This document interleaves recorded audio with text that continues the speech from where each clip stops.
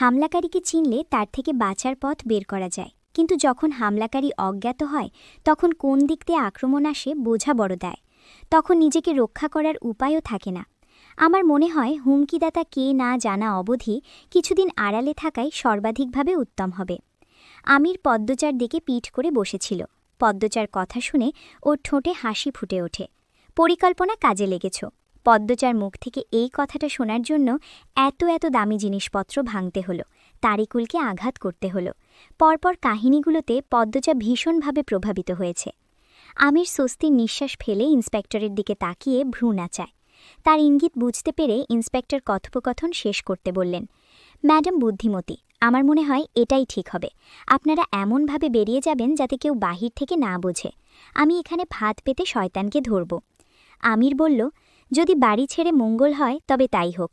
আপনি দ্রুত হামলাকারীকে খুঁজে বের করার চেষ্টা করুন। আমার স্ত্রী বেশি দিন বাড়ি ছেড়ে থাকতে পারে না, ভীষণ ভালোবাসে সংসারটাকে। নিশ্চিন্তে থাকবেন, বাড়ির চাবিটা দিয়ে যাবেন। ইন্সপেক্টর চলে যেতেই পদ্মজা আমিরের কাছে এসে বলল, এত কিছু হয়ে গেল আর আমাকে বলেননি? ওর দুই গালে হাত রেখে আমির বলল, চিন্তা করতে যে, সে তো এমনি হয়েছে। আপনি চিন্তিত থাকলেই আমার চিন্তা হয়।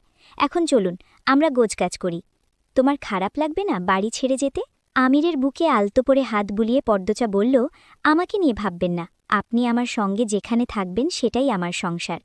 আমির সন্তুষ্ট চিত্তে পদ্মজাকে আলিঙ্গন করায়। এবার কুতুবুদ্দিন আর রফিক মাওলাকে ফাঁদে ফেলার পরিকল্পনা করতে হবে, ওদের ধ্বংস করতে হবে। কিন্তু একটা ব্যাপার সে বুঝতে পারছে না, কুতুবুদ্দিন তার কাছে জাহাজ কেন চাইল। কুতুবুদ্দিন দেশের সবচেয়ে বড় জাহাজ ব্যবসায়ী, 4টি জাহাজ নিয়ে তার কী ফায়দা? সন্ধ্যা, পুকুর পাড়ে ঝিঝির কলতান। আলমগীর অপেক্ষারত অবস্থায় সিগারেট ফুঁকছে। পুকুরটি পরিত্যক্ত, মুজ্জা কলোনির সুন্নিহিত স্থানে অবস্থিত। পাশে বাজার। কিছুক্ষণের মধ্যে আমির আসল। চারপাশ দেখে বলল, জায়গাটা নিরাপদ? এই পুকুরে এক মেয়ে আত্মহত্যা করেছিল, তারপর থেকে কেউ এখানে আসে না, ভয় পায়। হাসল আলমগীর। সিগারেট এগিয়ে দিল আমিরের দিকে। আমির দুই ঠোঁটের ফাঁকে সিগারেট রেখে বলল, গ্রামে যোগাযোগ করেছ? কি অবস্থা? কাজে নেমে পড়েছে। কিছুদিনের মধ্যে রিদওয়ান ডাকা আসবে।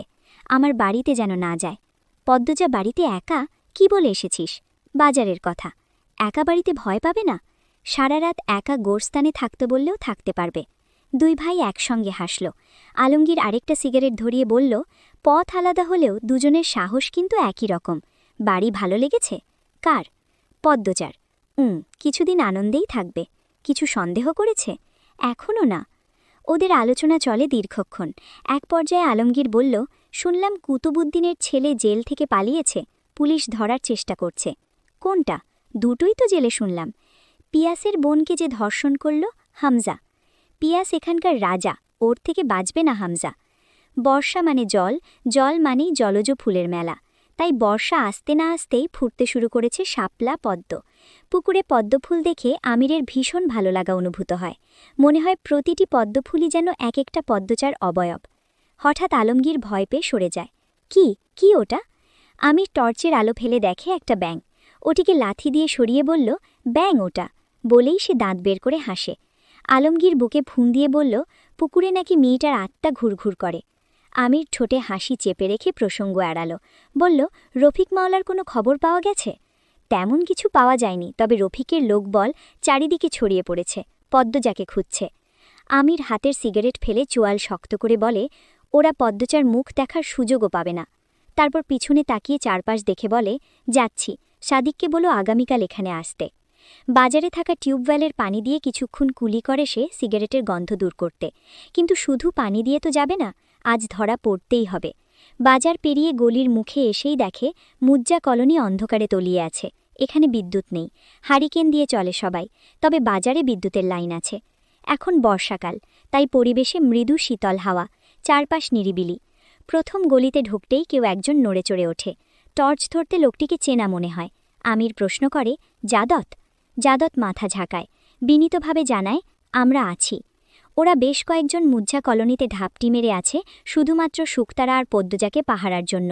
আমির কিছু না বলে চলে যায়। ভেতরের সরু গলিতে ঢুকতেই ওর মনে খটকা লাগে।